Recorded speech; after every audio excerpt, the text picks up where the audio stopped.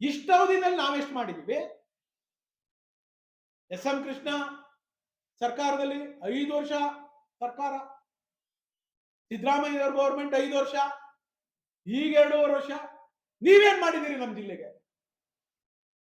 ಮಾಡೋಣ ಚರ್ಚೆ ವಿತ್ ದಾಖಲೆ.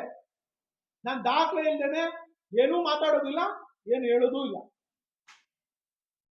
ಯಾರ್ಯಾರ ಅವಧಿನಲ್ಲಿ ಏನೇನು ಈ ಜಿಲ್ಲೆ ಕೆಲಸಗಳಾಗಿದ್ದಾವೆ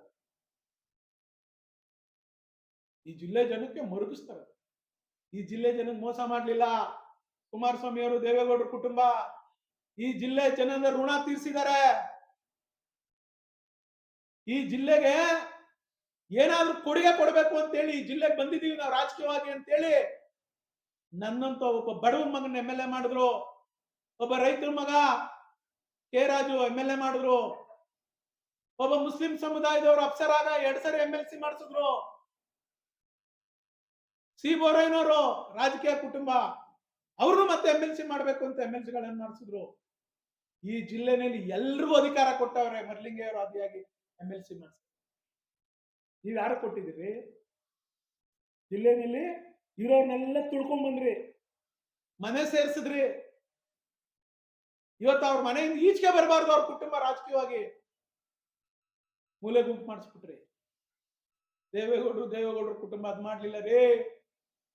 ನಮ್ಮಂತವ್ರನ್ನೆಲ್ಲ ನಾಯಕರು ಮಾಡವ್ರೆ.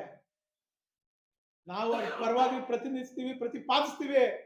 ಈ ಶಕ್ತಿ ಇವತ್ತು ಈ ಜಿಲ್ಲೆ ಜನ ಕೊಟ್ಟವ್ರೆ. ಏನು ಸುಳ್ಳು ಹೇಳ್ಬಿಟ್ಟು ರಾತ್ರಿ 12 ಗಂಟೆಯಲ್ಲಿ ಯಾವ್ದೋ ಕಾರ್ಡ್ ಕೊಟ್ಬಿಟ್ಟು ಗೆದ್ದಂಗಲ್ಲ ಬಾಲಕೃಷ್ಣ. ನೀನ್ ಗೆದ್ದಂಗೆನೆ ನಿಮ್ಮ ಸೋಕಾಲ್ಡ್ ನಿಮ್ ನಾಯಕರು DK ಸುರೇಶ್ ಅಣ್ಣವ್ರನ್ನು ನೀವು ಗೆಲ್ಸಿದ್ರೆ ನಿನ್ನ ಒಪ್ತಿದ್ರು ಈ ಜಿಲ್ಲೆ ಜನ. ಬಿಡಾಯ ಲೀಡ್ರು ಅಂತ. ಪಾಪ ಆ ನಮ್ಮ ರಾಮನಗರ ಶಾಸಕರು ಅವ್ರು 5,000 ಬಂದು ನಿಂತ್ಕೊಂಡ್ರು, ನಿಂದು 33,000 ಹೋಯ್ತು. ಮಾತಾಡ್ತೀಯಾ? ಹೇಳಿ. ಇನ್ನು ಹೇಳ್ಬೇಕಂದ್ರೆ ಬಹಳ ಇದೆ. ಹೇಮಾವತಿ ವಿಚಾರದಲ್ಲಿ, ಹೇಮಾವತಿ ನದಿ ನೀರಂತಂದ ವಿಚಾರದಲ್ಲಿ ಸ್ಪಷ್ಟವಾಗಿ ನಿಂದೇನಾದ್ರೂ ಒಂದೇ ಒಂದು ಗುಂಪಿನಷ್ಟು ನಿಂದೇನಾದ್ರೂ ಇದ್ರೆ ಸ್ಪಷ್ಟಪಡಿಸ. ನಾನು ಎಲ್ಲಾ ದಾಖಲೆಯನ್ನು ತರ್ತೀನಿ, ಅಡಿಯಿಂದ ಮುಡಿವರೆಗೂ ಅಂತ ನಾನು ಹೇಳಿದ್ದೀನಿ. ಎಲ್ಲ ನಾನೇ ಮಾಡಿರೋದು.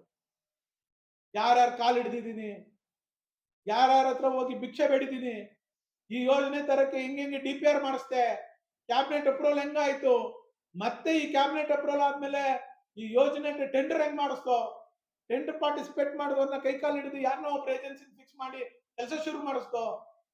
ಅವತ್ತು ನಗಾಡಿದ್ರಿ ನೀವು.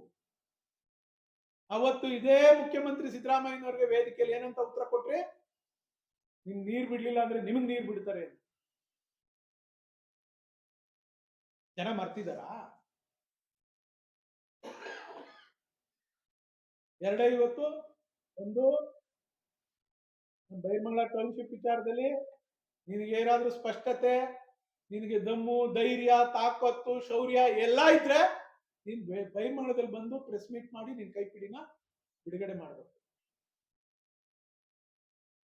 ಇನ್ನೊಂದು, ಬಹಿರಂಗವಾಗಿ ಕುಮಾರಸ್ವಾಮಿ ಅವರಿಗೆ, ದೇವೇಗೌಡರಿಗೆ ಕ್ಷಮೆ ಕೇಳಬೇಕು. ನಿನ್ನ ಈ ಉಡಾಫೆಗೆ, ನಿನ್ನ ಈ ಅರ್ಕಲು ಬಾಯಿಗೆ ಇಲ್ಲಿ ಯಾರು ಕಿಮ್ಮತ್ ಕೊಡೋ ಜನ ಇಲ್ಲ. ಹುಷಾರ್. ನಮ್ಮ ನಾಯಕರುಗಳ ಬಗ್ಗೆ ಮಾತಾಡಬೇಕು. ನಿಮ್ಮ ನಾಯಕರ ಬಗ್ಗೆ ನಾವೇನು ಅಗ್ರವಾಗಿ ಮಾತಾಡಿದ್ರೆ ನೀನ್ ನಮಗ್ ಕೇಳು. ನಾವು ಎಲ್ಲಿರ್ತೀವೋ ಅಲ್ಲಿ ನಿಯತ್ತಾಗಿ ನಿಂತರ ಬೆನ್ನು ಚೂರಿ ಹಾಕೋದು, ತಲೆ ಮಾರ್ಕೊಳ್ಳೋದು, ಮೋಸ ಮಾಡೋದು, ಸರ್ಕಾರಿ ಆಸ್ತಿ ಲಪ್ಟಾಯಿಸೋದು, 600 ಕೋಟಿ ಕಳ್ಬಿಲ್ ಮಾಡಿಸೋದು, ಇವೆಲ್ಲ ನಾವು ಜೀವಮಾನದಲ್ಲಿ ಮಾಡಿಲ್ಲ. ನಾವು ಮಾಡಿದ್ರೆ ನಾವ್ ಹೆಂಗೋ ಇರ್ತಿದ್ದೋ.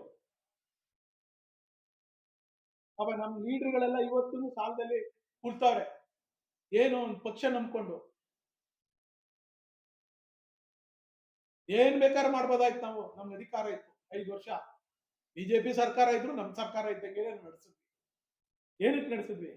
GTDC ತಂದೆ, ITI ಕಾಲೇಜ್ ಕಟ್ಟಿಸ್ದೆ, ಸಂಸ್ಕೃತ್ ಯೂನಿವರ್ಸಿಟಿ ಬಿಲ್ಡಿಂಗ್ ತಂದೆ, 16 ಕಿಲೋಮೀಟರ್ ರಸ್ತೆ ಮಾಡಿಸಿದೀವಿ, KSHIP ಕೆಲಸ ನಿಂತೋಗಿತ್ತು ಮುಂದುವರಿಸಿದೀವಿ, ಹೇಮಾವತಿ ಕೆಲಸಕ್ಕೆ ದುಡ್ಡು ಬೇಕಾಗಿತ್ತು, ಇನ್ನು 170 ಕೋಟಿ ಅಡ್ಮಿನಿಸ್ಟ್ರೇಷನ್ ಅಪ್ರೂವಲ್ ಕೊಡಬೇಕಾಯ್ತು, ಯಡಿಯೂರಪ್ಪನವರು ಕೊಡಿಸಿದೀನಿ.